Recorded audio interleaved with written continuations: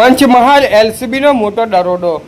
₹1.10 કરોડનો વિદેશી દારૂ ભરેલો ટ્રક ઝડપાયો.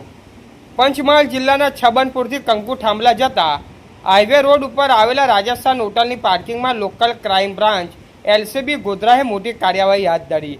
₹1.10 કરોડથી વધુનો વિદેશી દારૂ ભરેલો ટાટા ટ્રક ઝડપી પાડ્યો હતો. પોલીસે પ્રોહિબિશન હેઠળ ગણનાપાત્ર ગુનો નોંધ્યો છે. પંચમહાલના ગોધરા રેન્જના નાયબ પોલીસ મહાનિરીક્ષક શ્રી વિધિ ચૌધરી થતા જિલ્લા પોલીસ અધિક્ષક ડોક્ટર હરીશભાઈ દુતારના માર્ગદર્શન હેઠળ જિલ્લામાં દારૂબંધીના કડક અમલ માટે કાર્યવાહી ચાલી રહી છે. તે દરમિયાન એલસીબીના પીઆઈ એબી વોરાના માર્ગદર્શન હેઠળ સ્ટાફને બાતમી મળી હતી કે રાજસ્થાન હોટલના પાર્કિંગ ઉભેલા Tata truck number UP 80FT 7880માં વિદેશી દારૂનો જથ્થો ભરેલો છે.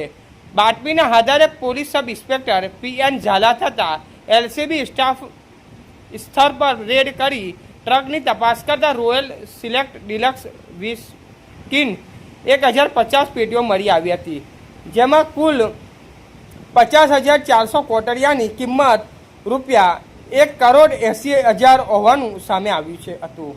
સાથે ટ્રક, તાડપત્રી, દોરડા અને બિલ્ટી સહિત કુલ ₹1,10,81,500નો મુદ્દામાલ કબજે કરાયો હતો.